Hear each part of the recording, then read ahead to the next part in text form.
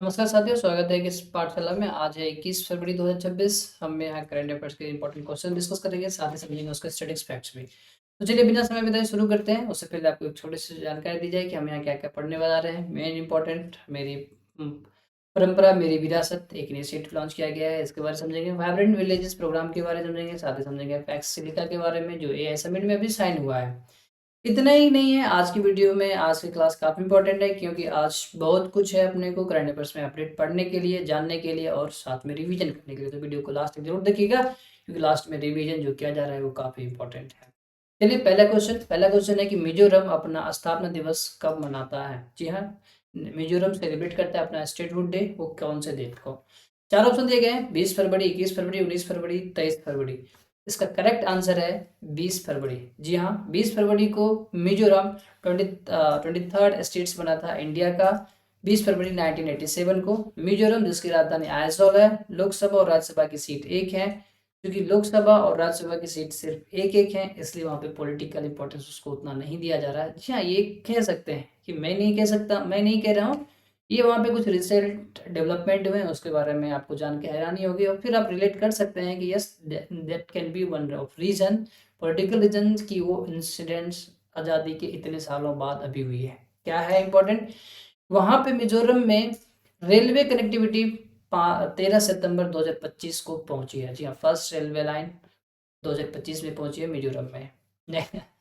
अब नेक्स्ट है कि मिजोरम मिजोरम बनने से पहले मिजोरम पीस अकॉर्ड हुआ था 30 जून 1986 को, किसके किसके बीच, government of India and Mizo National Front के बीच। बाद में फिर 20 फरवरी 1987 यानी आफ्टर लगभग एक साल बाद मिजोरम को पूर्ण रूप से राज्य बना दिया गया। मिजोरम 2025 में पहली बार पूर्ण रूप से शिक्षित राज्य बना। नेक्स्ट क्वेश्चन बढ़ देंगे। उससे पहले आपको बता दूं मिजोरम की एक और अचीवमेंट, मिजोरम में इंटरनेशनल हाफ मैराथन हुआ है। मिजोरम की राजधानी चूंकि आइजोल है, तो इसलिए उन्हें आइजोल इंटरनेशनल हाफ मैराथन कहा गया। अब हमें कमेंट में बताइए कि उस हाफ मैराथन में कौन विनर रहे थे। पुरुष ग्रुप में, मेल्स ग्रुप में एक आउट ऑफ इंडिया के एथलीट्स फर्स्ट आए थे। इंडिया फीमेल्स में महिला आई थी। दोनों का नाम बताइए और साथ में उसमें बताइए कि कौन से कंट्री के वो थे। नेक्स्ट क्वेश्चन आपसे पूछा जा रहा है कि अभी मिजोरम के साथ साथ अरुणाचल प्रदेश, नॉर्थ ईस्ट का ये मैप देख सकते हैं। यहाँ पे ये आपका मिजोरम है और यहाँ का ये हिस्सा अरुणाचल प्रदेश है। अरुणाचल प्रदेश भी अपना सेम डे ही स्टेटहुड डे सेलिब्रेट करता है। तो आपसे पूछा जा रहा है अरुणाचल प्रदेश को स्टेटहुड डे कब मिला था। इसका भी करेक्ट आंसर है 1987। जैसे कि अभी पीछे आपको मिजोरम के बारे में बताया गया था, 20 फरवरी 1987 को वो पूर्ण रूप से राज्य बना 23rd। तो ये भी 20 फरवरी 1987 को ही पूर्ण रूप से राज्य बना, लेकिन ये 24th राज्य बनाया गया, 24वां राज्य बनाया गया है। जी हाँ, थोड़ा सा इसके क्रोनोलॉजिकल को समझते हैं अरुणाचल प्रदेश के बारे में। जी हाँ, इंटरेस्टिंग है। अरुणाचल प्रदेश का नाम 1987 में एग्जिस्ट हुआ अरुणाचल प्रदेश। उससे पहले उसे नॉर्थ ईस्ट फ्रंटियर एजेंसी के रूप में जाना जाता था। और उससे पहले 1972 में अरुणाचल प्रदेश का नाम दिया गया था, माय बैड, 1972 में अरुणाचल प्रदेश नाम पड़ा। उस दिन इसको यूनियन टेरिटरी बनाया गया था। फिर आगे चल के ये 20 फरवरी 1987 को, 20 फरवरी 1987 को ये 24th स्टेट्स बना। नेक्स्ट इम्पोर्टेंट है, नॉर्थ ईस्ट का एरिया वाइज सबसे बड़ा, क्षेत्रफल की दृष्टि से सबसे बड़ा राज्य कौन सा है, तो अरुणाचल प्रदेश ही है। अरुणाचल प्रदेश राजधानी ईटानगर है। लोकसभा की 2 सीट है, राज्यसभा की 1 सीट है। जी हाँ, largest states in north east by area आपको बता दिया गया। और नॉर्थ अरुणाचल प्रदेश पहला स्टेट्स है जहाँ पर सूर्योदय, इंडिया में सूर्योदय सबसे पहले अरुणाचल प्रदेश में होता है। जी हाँ, अब मैं बताइए सबसे लास्ट, मतलब सबसे लास्ट में सूर्यास्त कहाँ होता है, इंडिया के किस हिस्से में। First Indian states to obtain organic certification for kiwi fruits. जी हाँ, यहाँ पे कीवी फ्रूट्स के लिए 100% ऑर्गेनिक तरीके से कीवी की खेती होती है, उसके लिए इसे सर्टिफाइड किया जा चुका है और ये सर्टिफिकेशन पाने वाला पहला राज्य बना। अभी राइजिंग सन के बारे में हमने आपको बता ही दिया है। ये इसको पावर हाउस भी कहा जाता है क्योंकि यहाँ पे हाइड्रो पावर प्लांट की बहुत सारी पोटेंशियल है। बहुत सारे प्रोजेक्ट पे काम चल रहा है, कुछ हो भी चुका है, जैसे कि केमगो हाइड्रो पावर स्टेशन 2022 से चालू है। इंडिया मैंने आपको बताया नॉर्थ ईस्ट में काफ़ी कुछ डेवलपमेंट नहीं हुए हैं, काफ़ी कुछ हो रहे हैं अब। 2015 में अरुणाचल प्रदेश में पहली बार रेलवे कनेक्टिविटी पहुंची, जो उसकी राजधानी को टच किया। नेक्स्ट क्वेश्चन पैक्स सिलिका के बारे में है। पैक्स सिलिका अभी इंडिया एआई समिट हुआ है, उसमें किसी कंट्री के साथ इंडिया का समझौता हुआ है, डिक्लेरेशन पे साइन किया गया है, तो वो कौन सी कंट्री है? सबसे पहले बता दूं कि पैक्स सिलिका का जो उद्देश्य है वो है to secure global silicon technology. अब चूंकि सिलिकॉन है इसलिए इसका सिलिका नाम एसोसिएट करके दिया गया है। अब इस तरह से आप याद भी कर सकते हैं। इंडिया का किसके साथ हुआ है, इंपॉर्टेंट क्वेश्चन है। इसका करेक्ट आंसर है option number B, United States. जी हाँ, यूनाइटेड स्टेट्स। यूनाइटेड स्टेट्स के बारे में थोड़ी सी जानकारी लेते हैं, ये तो आपको पता ही होगा। क्या जानकारी है? यूनाइटेड स्टेट्स जिसकी राजधानी वाशिंगटन डीसी है, करेंसी यूएसडी है। अभी जो साइन हुआ है इसका उद्देश्य क्या है? स्टैंडर्ड कोलैबोरेशन इन सेमीकंडक्टर, क्योंकि सेमीकंडक्टर आज काफ़ी इंपॉर्टेंट है। एआई भी सेमीकंडक्टर यानी कि चिप के ऊपर ही काम करेगा। चिप नहीं, हार्डवेयर नहीं, तो सॉफ्टवेयर किसी काम का नहीं। साथ ही ये टेक्नोलॉजी का भी ध्यान रखा जाए, इसलिए ये पैक्ट किया गया है, डिक्लेरेशन हुआ है। और इसमें 10 लाख इंजीनियर्स को जॉब देने के बारे में भी डिस्कस किया जा रहा है, विचार है, सम्मान लगाया जा रहा है। इंडिया एंड यूएसए के बीच होने वाले मिलिट्री एक्सरसाइज को जानेंगे। साथ ही उससे पहले हम आपको बता दें कि इंडिया यूएसए में जो हेडक्वार्टर है, बहुत सारे हेडक्वार्टर्स हैं इंटरनेशनल बॉडीज के, जिसमें से मुख्य रूप से UN, world bank and IMF है। आप हमें बताइए यूएन का स्थापना ईयर कब यूएन एग्जिस्टेंस में आया था? इंडिया एंड यूएसए की मिलिट्री के बीच होने वाला एक्सरसाइज है युद्ध अभ्यास। आर्मी के बीच मालाबार मल्टीनेशनल एक्सरसाइज है, नेवी के बीच। Hope India air force, Indian air force है ना, यूएस एयरफोर्स के बीच। और टाइगर ट्रिम्प, ये ट्राई, यहाँ पे ट्रिम्प ट्राई से एसोसिएट कर सकते हैं। Try three services, Indian sorry air force, navy and army, ये तीनों की जो एक्सरसाइज होती है टाइगर ट्रिम्प कहा जाता है। इंडिया एंड यूएसए के बीच होने वाले एक्सरसाइज है। नेक्स्ट क्वेश्चन की तरफ बढ़ते हैं। नेक्स्ट क्वेश्चन है, ये भी इंडिया की नेवल एक्सरसाइज से संबंधित है। एक्सरसाइज मिलान, जो ION 9th edition of ION Indian Ocean naval शिप्सम। जी हाँ, इंडियन ओशियन जो प्रशांत महासागर है उसकी सुरक्षा के लिए ये एक एक्सरसाइज किया जाता है, जिसमें ये होने वाले हर 2 साल में होने वाले एक बार होता है। इस बार इंडिया में हो रहा है, विशाखापट्टनम में हो रहा है। आपसे पूछा गया कहाँ हो रहा है, चूंकि आज क्वेश्चन बहुत सारे हैं तो मैं आपको ऑप्शन नहीं, डायरेक्ट आंसर की तरफ बढ़ता हूँ। विशाखापट्टनम में शुरू हो चुका है। मिलान के बारे में बता दिया कि 2 साल में एक बार होने वाली है। इस बार इंडियन को इसका चैंपियनशिप मिलने वाला है। किससे मिलने वाला है? तो रॉयल थाई नेवी से। जी हाँ, रॉयल थाई नेवी से मिलने जा रहा है। इस साल मिलान का 13th एडिशन है, तो इससे पहले 12th एडिशन हुआ। आप हमें बताइए उस साल 12th एडिशन में रॉयल थाई को जो चेयरमैनशिप मिला था वो किससे मिला था? जी हाँ, इस बार तो थाई से इंडियन नेवी को मिल रहा है। और बता दिया गया कि आपको मिलान के बारे में कि 2 साल में एक बार होता है, इसलिए अभी 26 से 28 तक इंडियन नेवी के पास ये रहने वाला है। खास बात इसकी है कि इसमें 74th नेशन पार्टिसिपेट कर रहे हैं। जी हाँ, 74th नेशन इसमें पार्टिसिपेट कर रहे हैं। इस एक्सरसाइज आईवेंस की एस्टेब्लिशमेंट 2008 में किया गया था। नेक्स्ट हम बढ़ते हैं। उससे पहले विशाखापट्टनम के बारे में थोड़ा जानते हैं। विशाखापट्टनम अरुणाचल प्रदेश में है, सॉरी आंध्र प्रदेश में है, माय बैड। विशाखापट्टनम आंध्र प्रदेश में है। आंध्र प्रदेश की राजधानी अमरावती है और वहाँ पे लोकसभा सीट 25 है, राज्यसभा सीट 11 है। नेक्स्ट क्वेश्चन की तरफ बढ़ते हैं। World day of social justice कब मनाते हैं? इसका करेक्ट आंसर है 20th फरवरी को। जी हाँ, 20th फरवरी को अगले साल world day of social justice मनाया जाता है। ये यूएन ने डिक्लेयर किया था 2007 में। किस लिए? क्योंकि इसका उद्देश्य था to promote the values of fairness, human rights and social protection for all. कहने को कुछ है, धरातल पे कुछ है, क्योंकि आपको भी पता है, हमें भी पता है, बहुत सारे कंट्री यहाँ ऐसे हैं जहाँ पे ह्यूमन राइट्स नाम की कुछ चीज़ें हैं नहीं, वहाँ पे बहुत वायोलेशन होते ही रहता है। यूएन सिर्फ देखते रह जाता है, कुछ कर नहीं पाता है। खैर, वो पॉलिटिकल डिबेट है, हमें उस पर नहीं जाना है। हमें करंट अफेयर्स पढ़ना है, स्टेटिक्स पढ़ना है और आगे बढ़ना है। Next question. थीम, इस साल की थीम क्या है? Equality, human rights and social inclusion. Next question की तरफ बढ़ते हैं। वाइब्रेंट विलेजेस प्रोग्राम का सेकेंड एडिशन है, ये शुरू हो चुका है। असम में किया गया है इसकी घोषणा अमित शाह जी के द्वारा। असम में कहाँ पे किया गया है, किस स्टेट्स में? तो इसका सिंपल सा आंसर है चार चार चार चार। जी हम, option number A is the correct answer of this question. अब देखिए थोड़ा सा वाइब्रेंट विलेजेस प्रोग्राम के बारे जानते हैं। असम में है, तो देखिए ये ना बॉर्डर से सटे हुए जो भी गांव हैं, विलेजेस हैं, उसको सशक्त बनाने का एक इनिशिएटिव लिया गया है, क्योंकि ये बहुत ही इंपॉर्टेंट है इंटरनल सिक्योरिटी के लिए एंड एक्सटर्नल सिक्योरिटी भी। क्योंकि ये north east, Assam north east में, और नॉर्थ ईस्ट अभी काफ़ी सेंसिटिव एरिया है हमारे देश के लिए और सुरक्षा के लिहाज से भी। और यदि वहाँ के बॉर्डर से सटे हुए लोग, गांव के लोग यदि सशक्त नहीं होंगे, वो इंडियन आर्मी की, इंडियन डिफेंस सिस्टम का आइज एंड ईयर नहीं बनेंगे, तो थोड़ा सा मुश्किलें बढ़ जाएगी।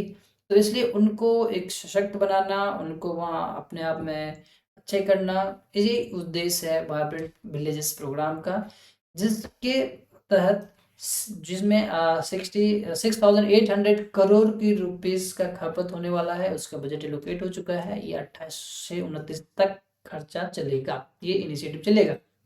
मतलब ये 3 साल तक के लिए भी है। तो 3 साल तक ये इंपॉर्टेंट क्वेश्चन बन सकते हैं, कभी भी किसी भी एग्जाम में पूछे जाने की हाईएस्ट चांसेस है। अभी ये असम, जिसकी राजधानी दिसपुर है, असम की कैपिटल जो है दिसपुर, और वहाँ 14 लोकसभा सीट और 7 राज्यसभा सीट है। नेक्स्ट क्वेश्चन की तरफ बढ़ते हैं। डिपार्टमेंट, किस डिपार्टमेंट ने साइन किया है एस्टेब्लिशमेंट के लिए? किसकी एस्टेब्लिशमेंट? बायो एआई मूल्यांकन हब। ये किस डिपार्टमेंट ने अनाउंस किया है कि ये बायो एआई मूल्यांकन हब बनाया जाएगा? इसका आंसर है बायोटेक्नोलॉजी। डिपार्टमेंट ऑफ बायोटेक्नोलॉजी ने इसके बारे में घोषणा किया है। जी हाँ, department of biotechnology. Department of biotechnology किसके अंदर काम करती है? Ministry of science and technology के अंदर काम करती है। जिस मंत्रालय के मंत्री अभी जितेंद्र सिंह जी हैं, उन्होंने ही ये घोषणा किया है। अब ये जो रिसर्च होगा, एस्टेब्लिशमेंट होगा, वो किसके साथ होगा, किस लेबोरेटरी के साथ होगा? तो with biotechnology industry research assistance council, इनके साथ मिलके ये एस्टेब्लिशमेंट किए जाएंगे। नेक्स्ट क्वेश्चन काफ़ी इंपॉर्टेंट, जी हाँ काफ़ी काफ़ी इंपॉर्टेंट क्वेश्चन ये है कि मेरी परंपरा मेरी विरासत, मेरी परंपरा मेरी विरासत नाम का जो इनिशिएटिव है, उसके लिए शुभारंभ हो चुका है, उसका अनाउंसमेंट हो चुका है। इसका उद्देश्य क्या है? ये डिजिटल प्रेजेंटेशन करना है ट्राइबल हेरिटेज का। जी हाँ, जो भी ट्राइबल विरासतें हैं उनको एक डिजिटली फॉर्म में प्रेजेंट करना है। तो ये किस स्टेट्स के ट्राइबल को मुख्य रूप से फोकस किया जाएगा? जी हाँ, अभी जो मेरी परंपरा मेरी विरासत है, इसमें मुख्य रूप से किस स्टेट्स के ट्राइबल को फोकस किया जा रहा है? ये बेसिक घोषणा न्यू दिल्ली में हुई है, पर ये किसी इस पर्टिकुलर स्टेट्स को ज़्यादा फोकस किया जाएगा इस बार। बाद में फिर चेंज होंगे तो उस समय फिर अपडेट करेंगे। इसका सिंपल आंसर है छत्तीसगढ़। ये इनिशिएटिव किसके द्वारा हुआ? पंचायती राज। आप देख सकते हैं इमेज में, आपको दिखाया जा रहा है पंचायती राज अंडर मिनिस्ट्री ऑफ पंचायती राज। आप मुझे कमेंट में बताइए पंचायती राज के मंत्री अभी कौन है? ये कहाँ हुआ? न्यू दिल्ली में इसकी अनाउंसमेंट हुई। बात छत्तीसगढ़, छत्तीसगढ़ की राजधानी रायपुर, जहाँ पे लोकसभा सीट 11 है और राज्यसभा सीट 5 है। नेक्स्ट क्वेश्चन की तरफ बढ़ते हैं। नेक्स्ट क्वेश्चन है अपना, अभी एआई समिट जो हुआ है उसी में एआई की कौन सी कंपनियां हैं जिन्होंने ये क्लेम किया है कि उसके एआई वॉइस कमांड जो इंडियन 22 ऑफिशियल लैंग्वेज हैं, इंडियन लैंग्वेज हैं, उसमें काम करती है, वो एक्सेसिबल है। किस कंपनी के एआई? और इसके बारे में बताया गया है अभी इंडिया एआई समिट 2026 में। इसका आंसर है सवर्ण एआई। जी हाँ, सवर्ण एआई, जिसके फाउंडर को इमेज में दिखाया गया है। फाउंडर का नाम है विवेक राघवन। एग्जाम के लिए काफी इंपॉर्टेंट है। फाउंडर का नाम भी, अभी एआई बेस्ड क्वेश्चन आने वाले निश्चित तौर पर रहे, तो आप नोट कर लीजिए, रिवीजन करते रहिए। रिवीजन हम लास्ट में कराते हैं, तो लास्ट तक जरूर देखा करिए। ये 22 इंडियन, ये नहीं 22, 22 टोटल, 22 भाई ऑफिशियल लैंग्वेज में ये सपोर्टेड है, काम करने वाले हैं। आप मुझे बताइए 22 लैंग्वेजेस कौन कौन से हैं? ये काफ़ी इंटरेस्टिंग और इम्पोर्टेंट क्वेश्चन है। जी हाँ, देखिए क्या है, आपको इमेज से आधे से अधिक क्वेश्चन का आंसर हो जाएगा। इमेज में ये दो महापुरुष मतलब फेमस लोग हैं, जानते हैं होंगे, इनको तो जरूर जानते होंगे। ये राधा कृष्णन जी हैं जो अभी इंडिया के वाइस प्रेसिडेंट हैं, और ये शशि थरूर जी हैं जो कांग्रेस के एमपी हैं, और ये केरला से बिलोंग करते हैं। यहाँ पे अभी एक बुक इनके हाथ में देख सकते हैं, चूंकि बुक है तो बुक के बारे में बात किया जा रहा है। बुक का नाम है the sage who reimagined Hinduism. ये किताब का अनावरण किया जा रहा है। ये किनके द्वारा किया जा रहा है? इमेज से निश्चित तौर पे आप कर सकते हैं सीपी राधाकृष्णन जी के द्वारा किया जा रहा है। इनका तस्वीर या इनका नाम हमने क्यों हाईलाइट किया? क्योंकि इन्होंने लिखा है। यहाँ तक क्लियर हो गई। अब हम जानते हैं कि ये किताब किनके लाइफ के ऊपर लिखा गया है। क्या वो विवेकानंद जी हैं, या आदि शंकराचार्य हैं, या श्री नारायणन गुरु हैं, या रामानुजनाचार्य है? इसका करेक्ट आंसर है श्री नारायणन गुरु। जी हाँ, श्री नारायण गुरु जो केरला के सोशल रिफॉर्मर स्पिरिचुअल गाइड थे, उनके लाइफ के ऊपर शशि थरूर जी ने किताब लिखा है the sage who reimagine Hinduism, जिनका अनावरण भारत के present vice president CP Radhakrishnan ji है, उन्होंने किया है। काफी इंपॉर्टेंट है, एग्जाम में पूछे की हाईएस्ट चांसेस है। चलिए हम नेक्स्ट क्वेश्चन की तरफ बढ़ते हैं। नेक्स्ट क्वेश्चन है, अभी डीआरडीओ ने सफलतापूर्वक परीक्षण किया है ड्रॉग पैराशूट का। जी हाँ, ये पैराशूट किस मिशन में उपयोग होने वाला है? क्या चंद्रयान 3 में, या आदित्य L1 में, या गगनयान में, या शुक्रयान में? निश्चित तौर पे भी शुक्रयान के बारे तो हमने नहीं जाना, नहीं पढ़ा, तो ये नहीं हो सकता है। चंद्रयान कुछ कुछ कह सकते हैं, बट ये भी नहीं है, क्योंकि ये आई थिंक ऑलरेडी या नेक्स्ट है हमारा आदित्य L1 या फिर गगनयान। इसमें से एक ऑप्शन है गगनयान। जी हाँ, गगनयान के लिए ये पैराशूट यूज होने वाला है। इंडिया के गगनयान में जाने वाला है, इसीलिए ये किया गया है। इंडिया का गगनयान मिशन क्या है? इंडिया ह्यूमन स्पेसक्राफ्ट मिशन है, जो स्पेस में जाने वाला है ह्यूमन के साथ। फर्स्ट मिशन है इंडिया का ऐसा। हुआ है छत्तीसगढ़ में, सॉरी चंडीगढ़ में हुआ है। अब बात डीआरडीओ का है। डीआरडीओ का full form defence research development organisation, जिसकी स्थापना 1 जनवरी 1958 को हुआ, और उसके वर्तमान में चेयरमैन डॉक्टर समीर के कामत हैं। अब इसरो इस मिशन को कंडक्ट करने वाला है, तो इसरो के बारे में भी जानते हैं। इसरो, जी हाँ, इंडियन स्पेस रिसर्च ऑर्गेनाइजेशन, जिसकी स्थापना 15 अगस्त 1969 में हुई थी, जिसके वर्तमान चेयरमैन डॉक्टर वी नारायणन जी हैं। इसरो 15 अगस्त 1969 से पहले आई इनकॉप के रूप में जाना जाता था, means Indian national committee for space research के रूप में था, बट 15 अगस्त 1969 से उन्हें एक्सटेंड करके इसरो बनाया गया, और उसकी काफ़ी जिम्मेवारी बढ़ाई गई। नेक्स्ट क्वेश्चन, अभी national commission for scheduled tribe का फाउंडेशन डे मनाया गया, 23rd फाउंडेशन डे मनाया गया। कब मनाया गया? 19 फरवरी को मनाया गया। आप इमेज में देख सकते हैं, आपको हर चीज़ विजुअलाइज करवाया जा रहा है। तो आपसे पूछा गया है कि ये कब स्टेब्लिश हुआ था, मतलब ये कब इंडिया में एग्जिस्टेंस में आया, और इसके आने से क्या हुआ, ये किस प्रकार की बॉडी है, या फिर क्या है? 4 ऑप्शन है, जिसमें से करेक्ट आंसर है 2004। जी हाँ, 2004 में ये इसका एस्टेब्लिशमेंट हुआ था। ये एक कॉन्स्टिट्यूशनल बॉडी है। आर्टिकल 338 ए के अंदर ये रखा गया है इसके।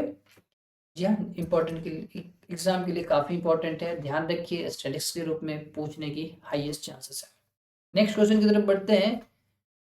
अभी council of scientific and industrial research and national institute for interdisciplinary science and technology ने कुछ इनिशिएटिव लिए हैं, कुछ ट्रांसफ़र किया गया है उनका। तो पूछा जा रहा है कि ये है कहाँ इंस्टीट्यूट? ये है तिरुवनंतपुरम में। अब तिरुवनंतपुरम में के बारे जानेंगे, उससे पहले आपको बता दूं ये क्यों आपको बताया जा रहा है, क्योंकि इनका लैब टू मार्केट, लैब्स में होने वाले एक्सपेरिमेंट को, टेक्नोलॉजी को मार्केट तक पहुंचाया जाए और मार्केट से पब्लिक तक पहुंचे। इसके लिए इन्होंने 11 टेक्नोलॉजी ट्रांसफ़र किए हैं। तिरुवनंतपुरम में लोकेटेड है। तिरुवनंतपुरम केरला में है।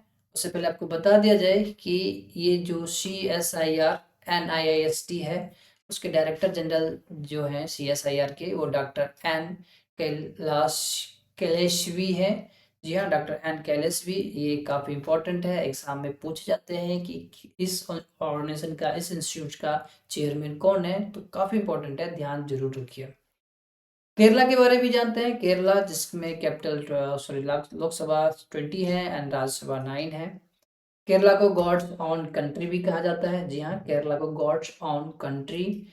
केरला की जो क्लासिकल डांस है कथकली है। कथकली इंडिया की क्लासिकल डांस जो केरला से एसोसिएटेड है। हमें बाकी और क्लासिकल डांस के बारे में बताइए कमेंट में, साथ ही वो किस स्टेट से एसोसिएटेड है। जी हाँ, खास इंपॉर्टेंट पॉइंट, यदि कोई केरला से देख रहे हैं तो उनके लिए गौरवान्वित का विषय है। जी हाँ, क्या है? इंडिया का फर्स्ट प्रिंटिंग प्रेस। जी हाँ, the first printing press in India established in Kerala and 1557 में। जी हाँ, 1557 में केरला में इंडिया का पहला प्रिंटिंग प्रेस खोला गया था। केरला अपने आप में काफ़ी आगे है, वहाँ की वो फर्स्ट इंडियन स्टेट्स है जो 100% लिटरेट हो चुका है। नेक्स्ट, ये इंडिया के लिए, इंडियन किसान के लिए चीज अचीवमेंट है, उससे रिलेटेड क्वेश्चन है। क्या है? सेलम सैगो। क्या होता है ये? सेलम नाम है, सैगो साबूदाना। यह इंडिया के बाहर एक्सपोर्ट किया जा रहा है। जी हाँ, किसान जो इन्हें प्रोड्यूस करते हैं अब वो आउट ऑफ इंडिया भी इसे एक्सपोर्ट कर रहे हैं।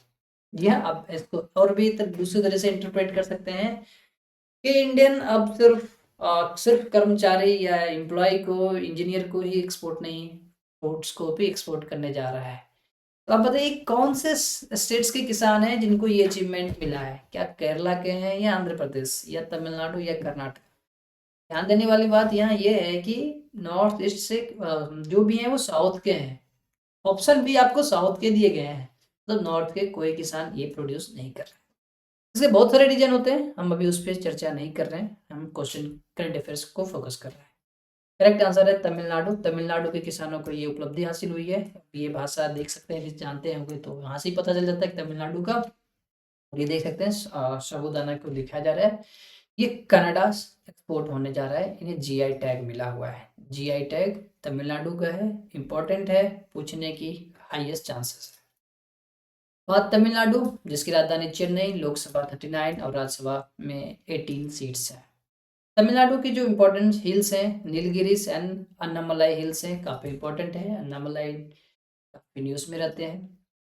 कावेरी की life line, sorry, Kaveri is the life line, Kaveri is the life line of Tamil Nadu. जी हाँ, कावेरी नदी जो है तमिलनाडु की लाइफ लाइन है। और भी नदियाँ हैं, किसी और वीडियो में ज़्यादा डिस्कस करेंगे क्योंकि ये वीडियो काफ़ी लंबी होने जा रही है, क्योंकि इसमें बहुत सारे अभी रिसेंटली न्यूज़ आए हैं, अपडेट हुए हैं। नेक्स्ट क्वेश्चन है कि मानव, जी हाँ, MANAV, मानव। मानव नाम, मानव जो है विजन है AI के आउट से संबंधित, किनका? हमारे देश के प्रधानमंत्री मोदी जी का। इसमें अभी क्वेश्चन पूछा गया है कि मानव में MANAV, जी हाँ, MANAV, इसमें A स्टैंड्स फॉर क्या है? What does the letter A stands for? इसमें अब ए को सिर्फ जानना उचित नहीं है। मैंने आपसे ए पूछा है, किसी एग्जाम में आपसे एन पूछ सकता है, वी पूछ सकता है, एम पूछ सकता है, सेकेंड ए, फर्स्ट ए, ऐसे करके पूछा जा सकता है। मैं आपको यहाँ पे इसका आंसर के साथ साथ फुल फॉर्म भी बताने जा रहा हूँ। M, moral and ethical system. A, accountable governance. N, national security sovereignty. A, accessible and inclusive. जी हाँ, दो ए हैं। First A accountable governance, second A जो है accessible and inclusive. V, validity and legitimate. जी हाँ, मानव का फुल फॉर्म आपको बताया जा रहा है, जो AI से संबंधित PM मोदी जी का विजन है उसके बारे में काफ़ी चर्चा में है अभी, आगे एग्जाम में भी चर्चा में रहेगा, जरूर पढ़िए, इम्पोर्टेंट।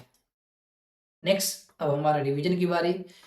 हम रिवीजन करेंगे, इंपॉर्टेंट है रिवीजन, तो वीडियो को जरूर देखिए। रिवीजन में 5 सवाल पूछा जाएगा, वीडियो पॉज करके जवाब देना है, फिर रिज्यूम करके वेरीफाई करना है कितना मालूम है, कितना नहीं मालूम है। नहीं मालूम है तो कंटिन्यू रखिए, पॉज करना ही नहीं है। पहला सवाल, अभी FCI ने एक MOU साइन किया है राइस सप्लाई करने के लिए ग्लोबल ह्यूमैनिटेरियन के अंदर, मानव का राहत कार्य के लिए, जिसमें हंगर से मौत होने वाले लोगों को, मतलब जहाँ पे ज़्यादा भूखमरी का है शिकार हो रहे हैं लोग, उसको सहायता प्रदान किया जाए। तो ये किसके साथ किया गया है? जी हाँ, किसके साथ? इंडिया के FCI, food corporation of India ने किया है। नेक्स्ट है कि ज्ञान भारतम मिशन क्या है। थर्ड आपसे पूछा गया है प्राइम मिनिस्टर कौन है बांग्लादेश के, भी रिसेंटली नए प्राइम मिनिस्टर कौन बने हैं। फिर 23rd edition of bio Asia 2026 international edition, यह समिट कहाँ हुआ है। भारत विस्तार क्या है। 5 क्वेश्चन है, आंसर मालूम वीडियो पॉज करके कमेंट कीजिए, नहीं मालूम कोई नहीं, कंटिन्यू रखिए, अभी आपको बता दिया जाएगा। पहला है एफसीआई ने जो साइन किया है राइस सप्लाई के लिए, वो किया है वर्ल्ड फूड प्रोग्राम के साथ। दूसरा जो है ज्ञान भारत मिशन, यूपी गवर्नमेंट का डिस्ट्रिक्ट लेवल पे जाके रेयर मैन्युस्क्रिप्ट हस्तलिपि जो है पांडुलिपि, उनको डिजिटलाइज करने का एक मिशन है। ज्ञान भारत मिशन यूपी गवर्नमेंट का है। यूपी से देखने वाले निश्चित तौर पे काफ़ी इंपॉर्टेंट है आपके लिए, ध्यान रखिए, क्योंकि यूपी के कोई स्टेट्स के एग्जाम होने वाले हैं और पूछे जाने की हाईएस्ट चांसेस है। नेक्स्ट क्वेश्चन है उसके बांग्लादेश के नए प्रधानमंत्री तारिक रहमान, आपको बताया गया था इनको भारत आने का आमंत्रण मिला है, ओम बिरला जी गए थे इनके शपथ ग्रहण समारोह में। एंड हैदराबाद में बायो एशिया 2026 इंटरनेशनल समिट हुआ है। भारत विस्तार किसानों को 24/7 स्मार्ट असिस्टेंट देने का एक एआई बेस्ड डिजिटल प्लेटफॉर्म है। जी हाँ, मैं प्रयास करता हूँ कम समय में ज़्यादा न्यूज़ और स्टैटिक्स को कवर करूँ, पर किसी किसी दिन चूंकि न्यूज़ है, अपडेट्स होते रहते हैं, एक जैसा नहीं हो सकते हैं, तो कभी ज़्यादा न्यूज़ होता है, ज़्यादा एमसीक्यू बनते हैं, ज़्यादा स्टैटिक्स होते हैं, वीडियो लंबी हो जाती है। कभी कम होते हैं तो बहुत जल्दी शॉर्ट हो जाता है। वीडियो को लास्ट तक देखने के लिए आपको धन्यवाद। आप लाइक कर सकते हैं यदि अच्छा लगा हो, शेयर कर सकते हैं ताकि हमारा परिवार और बढ़े, सब्सक्राइब कर सकते हैं ताकि हम कंटिन्यू मिलते रहें। आज के लिए इतना ही, फिर हम मिलेंगे अगले दिन अच्छे और स्टैटिक्स फैक्ट्स के साथ जो एग्ज़ाम के लिए काफ़ी महत्वपूर्ण है। जी हाँ, हमारा फोकस एग्ज़ाम से रिलेटेड है, एग्ज़ाम को क्वालिफाई। पढ़ते रहिए, बढ़ते रहिए, फिर मिलते हैं।